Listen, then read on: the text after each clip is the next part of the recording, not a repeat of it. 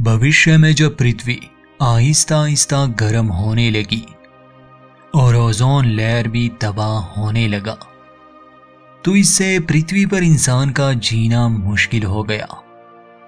उस समय एक वैज्ञानिक ने कुछ प्रयोग किए कि शायद पृथ्वी का क्लाइमेट फिर से ठीक हो जाए, मगर वो नाकाम रहा। बल्कि उस प्रयोग के नाकाम होने की वजह से लाखों इंसान बीमार हो गए।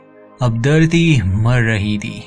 आखिर में ये फैसला किया गया कि अब इंसान को जीने लायक ग्रहों पर भेज दिया जाएगा।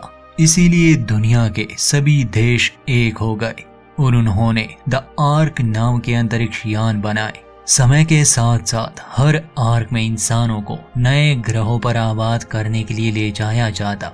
यही इंसानियत की आखिरी उम्मीद थी। सबसे पहले यान आर्क 1 ने पृथ्वी से उड़ान भरी थी।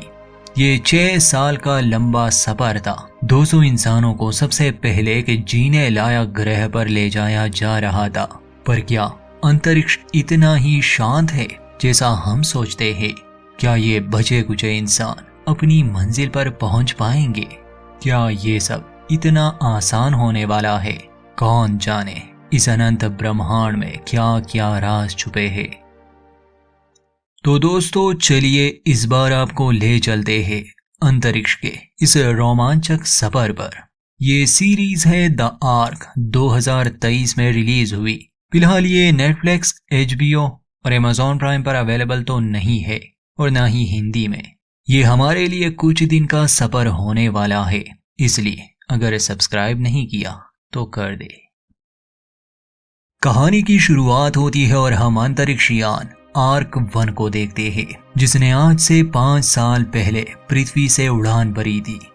इसमें 200 इंसानों को एक नए ग्रह प्रोक्सिमा बी पर आबाद करने के लिए ले जाया जा रहा है। 6 साल का ये लंबा सफर गहरी नींद में गुजरने वाला था। सभी इंसान गहरी नींद में थे और इन्हें जगाया जाता सिर्फ 2 हफ्ते पहले, जब ये अपनी मंजिल प्रोक्सिमा बी ग्रह पर पहुंचते। मगर किस्मत साथ नहीं देती।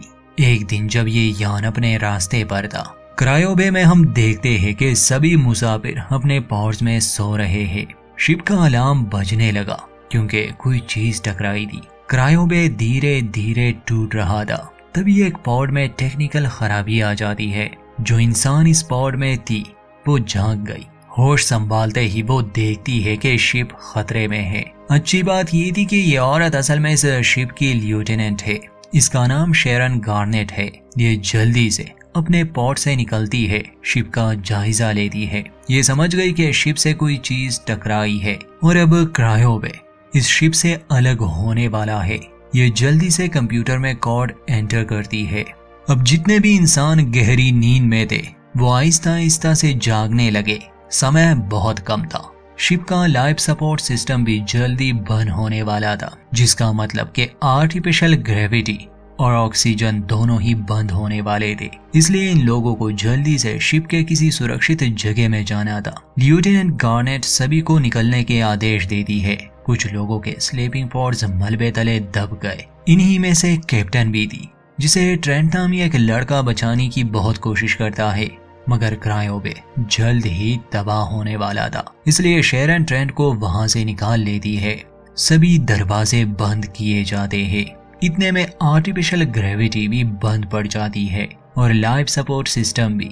मगर क्रायोबे से निकलते समय सभी मुसाफिरों ने हेलमेट्स पहन लिए थे। शेरन जल्दी से सिस्टम की मदद से लाइफ सपोर्ट सिस्टम और आर्टिफिशियल ग्रेविटी को वापस लाने की कोशिश करती है।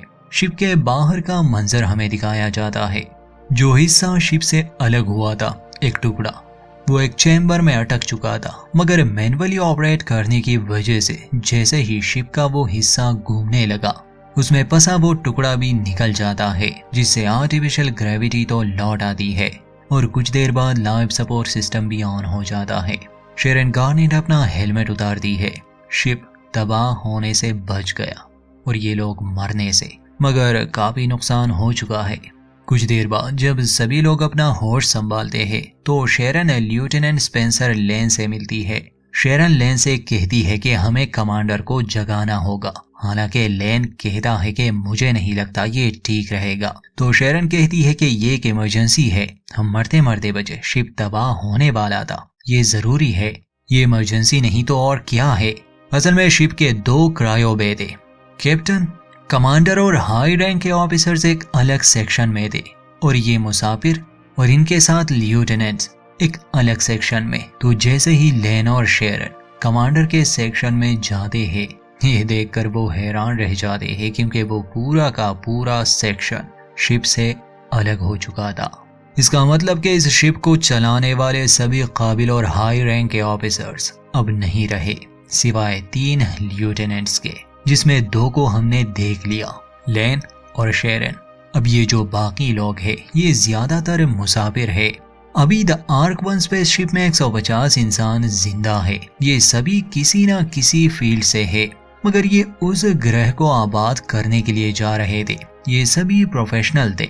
इन्हें इस यान की थोड़ी बहुत ट्रेनिंग भी मिली थी, मगर इनके आने का मकसद इस शिप को चलाना या इस पर काम करना नहीं था, सिवाय कुछ लोगों के। खैर, जैसे जैसे ये कहानी आगे बढ़ती जाएगी आप सब समझ जाओगे, मगर अब आप ये बात याद रखें, प्रॉक्सिमा बी तक पहुंचने में 1 साल लगने वाला है।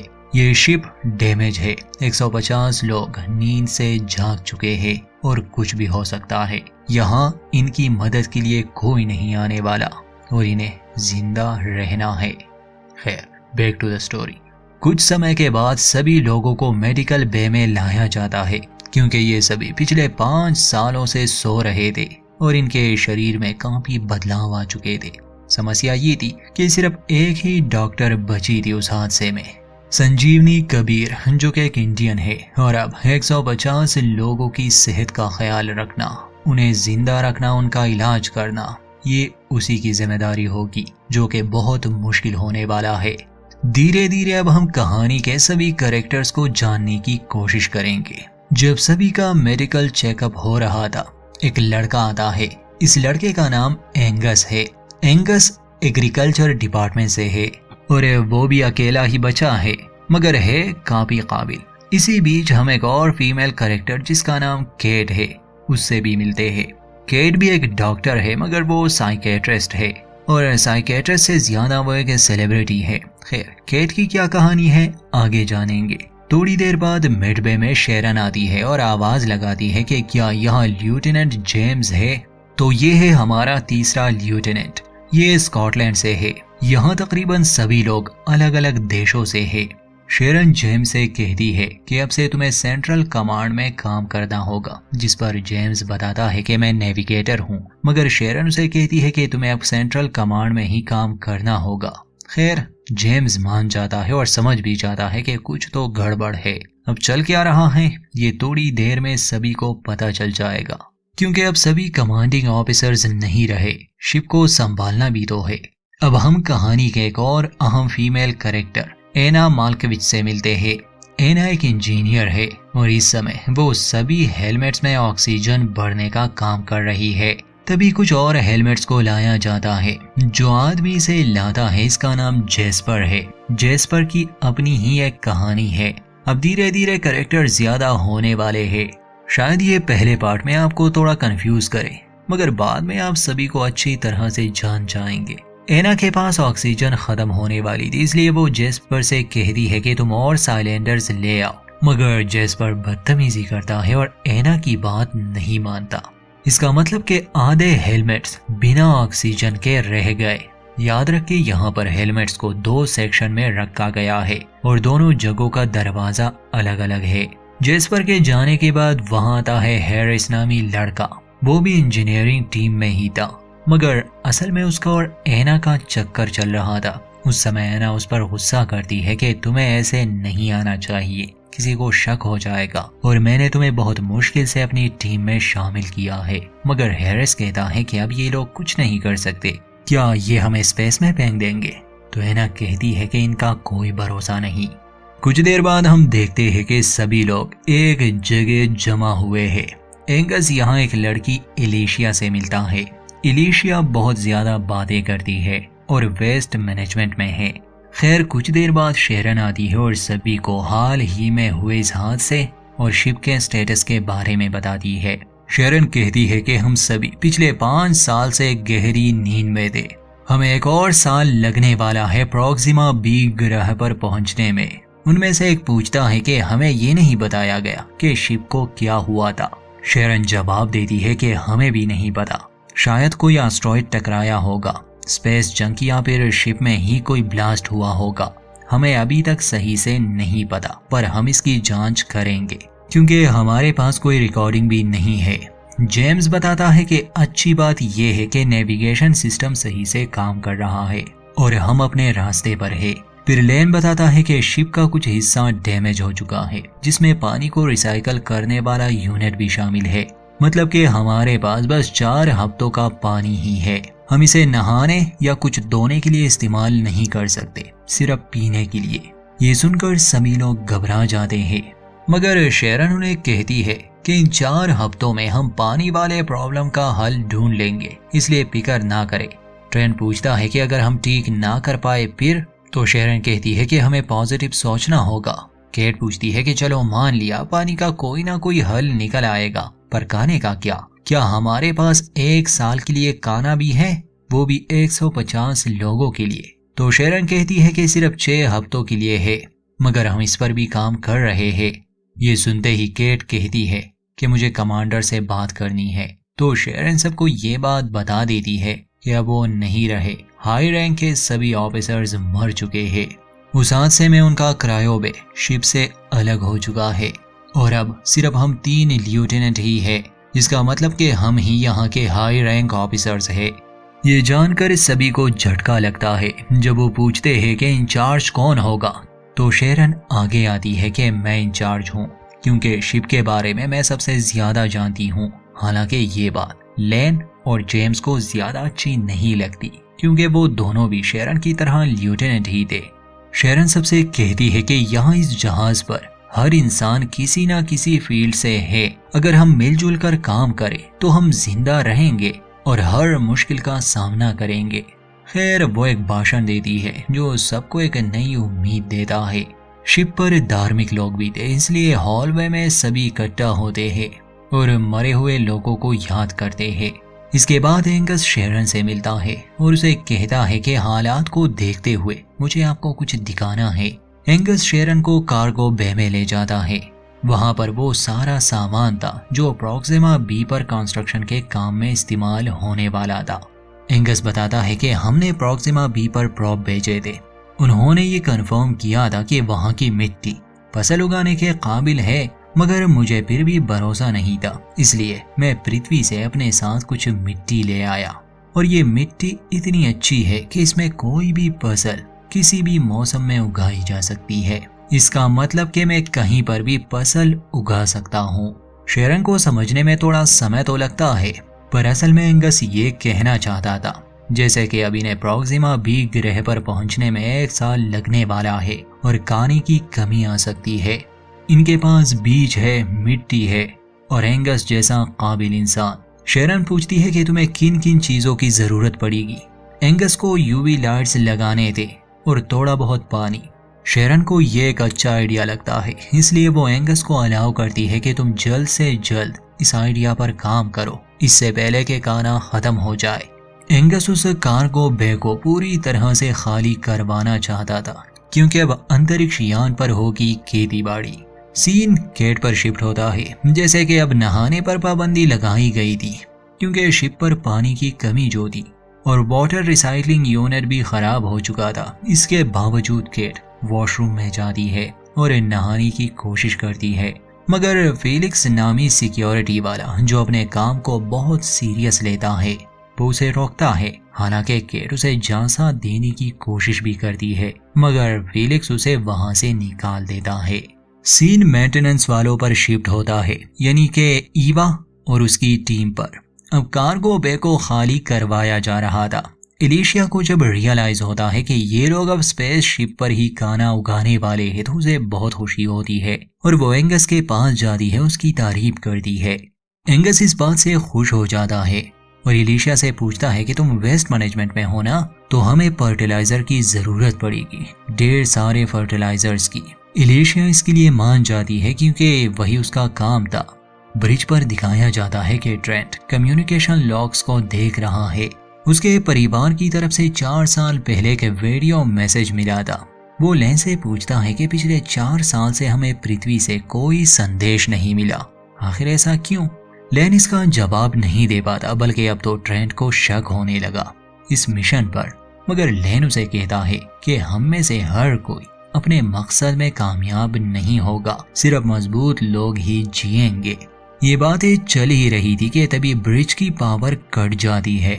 लेन वजह पूछता है तो असल में शिप का काफी पावर अब कार्गो वे या ये कहे कि बायो शेल्टर में भेजा जा रहा था, क्योंकि वहां एंगस को यूवी लाइट्स जो जलाने थे, वहां कार्गो वे में पावर ऑन हो जाती है। सभी बहुत खुश थे। एंगस को उम्मीद थी कि वो यहाँ खाना उगा सकता है, मगर तभी गुस्से में लेफ्टिनेंट लेन वहां आते हैं। वो शेरन से पूछता है कि आखिर तुम सबने क्या सोचकर ये फैसला लिया, तुमने किसी से पूछा क्यों नहीं? शेरन जवाब में कहती है कि हम खाना उगाने की कोशिश कर रहे हैं, भला कौन इसके हक में नहीं होगा? तो लेन पूछता है कि क्या तुम 100% श्योर हो इस बारे में कि ये प्लान फेल नहीं होगा? फसल उगाने के लिए सिर्फ शिप की ऊर्जा ही नहीं बल्कि पानी भी लगेगा, चाहे वो कम हो या ज्यादा, और ये पानी सिर्फ तुम्हारा नहीं है शेरन, शिप पर जिंदा हर इंसान का इस पर हक है। शेरन उसके करीब आती है और कहती है कि तुम सही कहते हो, मुझे माफी मांगनी चाहिए। मैंने तुमसे नहीं पूछा, पर तुम्हें भी सबके सामने मुझे बेइज्जत नहीं करना चाहिए था, बल्कि अकेले में ये सब कहना चाहिए था। और आगे से शेरन एक मीटिंग रखती है। अब जो भी काम होगा सब मिलजुल कर फैसला लेंगे, मतलब कि सभी हेड ऑफ डिपार्टमेंट्स अब ये एक मीटिंग रूम में जमा हो जाते हैं। ये सभी वो लोग हैं जिन्हें हम शुरू से जान गए। जेम्स पूछता है कि आखिर हम ये बहस क्यों कर रहे हैं? हमारे पास खाने की कमी है तो कोशिश करने में क्या हर्ज है? वैसे भी अगर हमें खाना नहीं मिला हम मर जाएंगे, इससे तो अच्छा कि कोशिश करें। बाकी सभी इस बात पर राजी थे कि वो शिप पर खाना उगाए। बस लेफ्टिनेंट लेन को लगता था कि ये प्लान फेल होगा और कुछ दिनों का पानी वेस्ट होगा, मगर अंत में सभी इस बात के लिए मान जाते हैं। ईवा और उसकी टीम टूल सेक्शन में वो पुर्जे ढूंढ रहे थे जिससे वाटर फिल्ट्रेशन का यूनिट ठीक हो सकता है। पावर ना होने की वजह से वहां अंधेरा था, मगर मेंटेनेंस वाले वहां की पावर को ठीक कर देते हैं। सच तो ये था कि अभी तक इन्हें पता भी नहीं कि शिप में कौन कौन सी खराबियां है। कुछ देर बाद दिखाया जाता है कि ट्रेंट मेडबे में है और एक्सरसाइज कर रहा है। इस समय मेडबे में उसके अलावा कोई नहीं था। डॉक्टर सन आती है तो उसे पूछती है कि आज तो तुम्हारा कोई मेडिकल चेकअप नहीं था। तो ट्रेंट जवाब में कहता है कि ये सूट मुझे पागल कर रहा है और मुझे सांस लेने में तकलीफ हो रही है। डॉक्टर सन जब उसकी रिपोर्ट्स देखती है तो कहती है कि तुम्हारे रिपोर्ट्स तो नॉर्मल है। दोस्तों, असल में अब शिप में ऑक्सीजन का लेवल गिर रहा था। ट्रेंट पर सबसे पहले असर हुआ और ये कहने की देर थी कि शिप का लाइफ सपोर्ट सिस्टम फिर से बंद पड़ जाता है। बार बार यही वार्निंग दी जा रही थी कि अपने प्रेशर सूट और हेलमेट्स पहने। सभी लोग अपना काम छोड़कर उस कंपार्टमेंट की तरफ भागते हैं। अब मिडबे में ट्रेंट रह जाता है क्योंकि उसे चलने में तकलीफ हो रही थी, इसलिए डॉक्टर सन उसके लिए हेलमेट लेने जाती है। मगर शिप के सिस्टम में इतने एरर्स आ जाते हैं कि सभी डोर्स अब लॉक होने लगे थे, इसलिए ट्रेंट मिडबे में ही फंस जाता है और बाकी लोग अलग अलग जगहों पर। जाने से पहले डॉक्टर सन ने उसे एक मास्क दिया था, मगर उसमें ज्यादा ऑक्सीजन नहीं होती, इसलिए आगे चलकर ट्रेंट की हालत खराब होने वाली है। क्योंकि जब हेलमेट लिए सन वापस आती है वो दरवाजे को नहीं खोल पाती। स्पेसशिप का लाइफ सपोर्ट सिस्टम बंद पड़ गया किसी एरर की वजह से। ब्रिज पर इसे कोई नहीं समझ पा रहा था।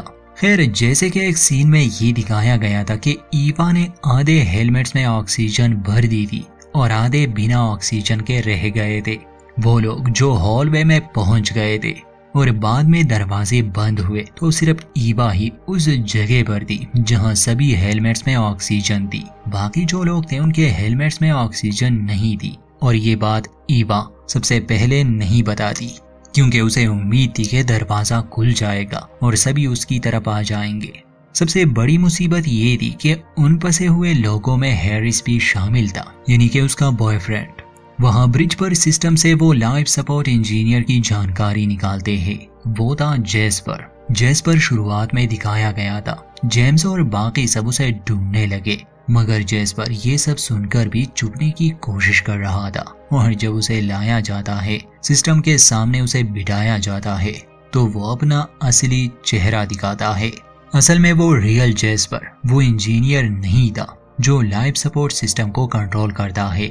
वो एक क्रिमिनल था। उसने असली जेस्पर के साथ क्या किया कोई नहीं जानता, पर अब शिप में सभी लोगों की जान खतरे में है, क्योंकि ये आदमी सिस्टम के बारे में कुछ नहीं जानता था।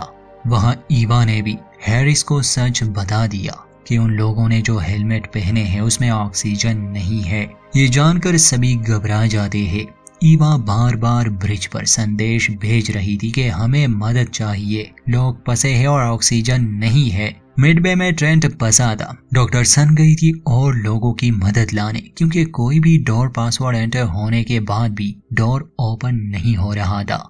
जो मास्क ट्रेंट को दिया गया था अब उसमें भी ऑक्सीजन खत्म हो गई थी। वो मरने लगा था, मगर ढूंढने पर उसे कुछ साइलेंडर्स मिल जाते हैं। वो कुछ साइलेंडर्स लेता है और डोर के लॉक को हैक करके बाहर आता है, मगर जाते जाते वो कुछ साइलेंडर्स को छुपा देता है।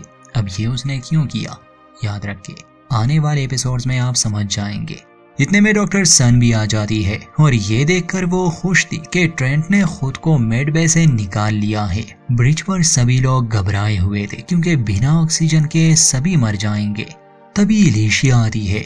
उसके पास आईटी की भी डिग्री थी, इसलिए वो जल्दी से एरर को समझ जाती है कि ये तो सॉफ्टवेयर में ही कोई एरर है। वो अपनी कोशिश करती है, मगर तब तक बहुत देर हो चुकी थी, क्योंकि हॉलवे में फंसे लोग अब मरने लगे थे, खासकर हैरिस। हालांकि डॉक्टर सन और बाकी टीम उनकी मदद के लिए पहुंच जाते हैं और एलिशिया सिस्टम से एरर को भी खत्म कर देती है। मगर ईवा का बॉयफ्रेंड हैरिस अब नहीं रहा, और सबसे बड़ी बात, उस बहरूपिये जेस्पर को अरेस्ट किया जाता है, क्योंकि उसने एक ऐसे इंजीनियर की जगह ली जो लाइफ सपोर्ट सिस्टम को कंट्रोल करता था। एलिशिया जब जान लेती है कि शिप के एक हिस्से में ऑक्सीजन लीक हो रही है, इसलिए लेफ्टिनेंट लेन बाहर जाते हैं और उस लीकेज को बंद कर देते हैं। तब जाकर शिप का सिस्टम स्टेबल हो गया। सभी एलिशिया की तारीफ करते हैं, हालांकि वो वेस्ट मैनेजमेंट में थी, मगर काबिल बहुत थी, इसलिए जेम्स उसे उस पोस्ट से हटाकर अपने साथ ब्रिज पर रखता है। ईवा बहुत दुखी थी और जेस्पर को अरेस्ट किया गया था। जब शेरन उससे पूछताछ करने जाती है कि उसने ऐसा क्यों किया, तो वो कहता है कि लाइफ सपोर्ट एरर का सवाल ही पैदा ना होता अगर हम अपने समय से पहले ना जागते या शिप डैमेज ना होता, इसलिए मैंने उस इंसान की जगह ली। शेरन कहती है कि मैं तुम्हें मौत की सजा सुनाऊंगी, मगर यहाँ जेस्पर चालाक निकला। वो कहता है कि मैं तुम्हारा एक राज जानता हूँ और मेरे पास फुटेज भी है। वो फ्लोरिडा की कोई बात करता है, जिसे सुनकर शेरन के चेहरे के हाव भाव एकदम से बदल जाते हैं। मीटिंग में सभी ये डिसाइड करते हैं कि वो जेस्पर के साथ क्या करें, क्योंकि ये डेमोक्रेसी है, इसलिए जेस्पर को लाने का फैसला किया जाता है कि वो अपने बचाव में क्या कहता है। मगर जब ये लोग उसे लाने जाते हैं, वो मरा पड़ा था, किसी ने उसका गला काटा था। और इसी सस्पेंस के साथ इस पहले एपिसोड का दी एंड। दोस्तों, ये कहानी कंटिन्यू है, चैनल के साथ जुड़े रहिए, अपडेट्स जल्दी मिलेंगे।